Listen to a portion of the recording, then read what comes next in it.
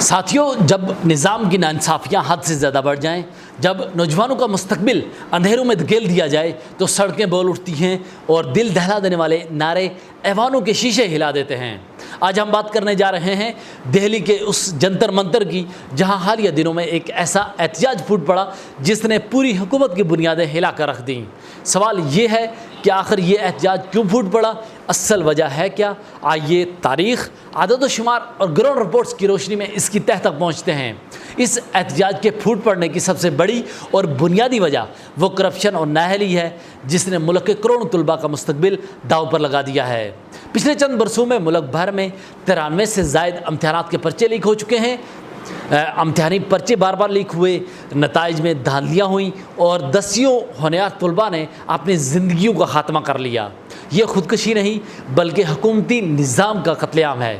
جب نوجوانوں سے ان کا حق چھین لیا گیا، جب روزگار کے دروازے بند کر کے محض جھوٹے دعوے کیے گئے اور جھوٹے وعدے کیے گئے، تو طلباء کا یہ غصہ آتش فشاں بن کر جنتر منتر کی سڑکوں پر بہہ نکلا۔ اس تحریک میں صرف دہلی کے نہیں بلکہ ملک کے کونے کونے کے وہ نوجوان پہنچے جن کے خوابوں کا گلا گھونٹا جا چکا ہے۔ اس احتجاج کی چنگاری کو ہوا دی جب ماحولیاتی کارکن اور رہنما سونم وانگچک اور دیگر طلباء رہنماؤں نے تپتی دھوپ اور سخت گرمی میں بھوک ہڑتال کا آغاز کیا۔ حکومت نے سوچا شاید زبردستی اٹھا کر ہسپتال میں منتقل کر کے اس آواز کو دبایا جا سکتا ہے، لیکن وہ بھول گئے کہ طاقت سے ان شعلوں کو کیا بجھاؤ گے؟ یہ خود ایک انقلاب ہے۔ جب سونم وانگچک کو زبردستی وہاں سے ہٹایا گیا تو عام عوام اور طلباء کا غصہ بے قابو ہو گیا اور ہر طرف ایک ہی نعرہ گونج اٹھا، انقلاب اور تبدیلی لائیں گے۔ اس احتجاج نے ایک اور اہم مسئلہ بے نقاب کیا جسے آج کی زبان میں پبلک مورل کرائسس کہتے ہیں۔ 12 سالوں سے اس ملک کے شہریوں کو ڈرانے، دمکانے اور خاموش رہنے کی ٹریننگ دی جا رہی ہے، لیکن جنتر منتر کے اس مجمع نے اس خوف کے طلسم کو توڑ دیا ہے۔ آج اس احتجاج نے یہ ثابت کر دیا ہے کہ جنتر منتر کا یہ میدان محض ایک جغرافیائی مقام نہیں بلکہ اب ملک کا ہر کونا کونا ایک نیا جنتر منتر بن چکا ہے۔ اب عوام ظلم کے خلاف اکٹھے ہیں۔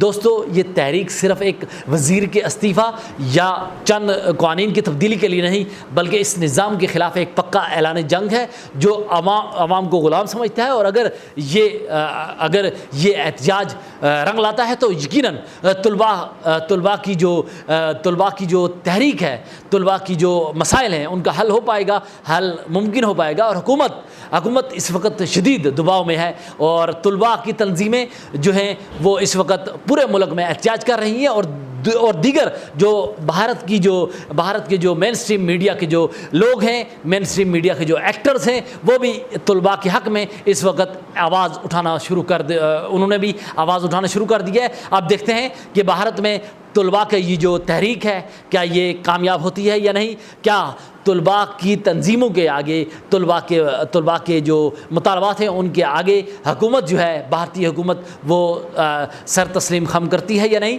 یہ کہنا قبل از وقت ہے، لیکن یہ تحریک اس وقت جاری ہے۔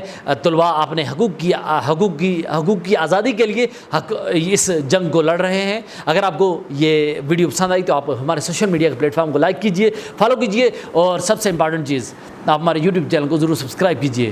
اور ہاں، اگر اس جنتر منتر کے احتجاج کے حوالے سے اگر آپ کی کوئی رائے ہے تو ضرور کمنٹ سیکشن میں آگاہ کیجئے گا۔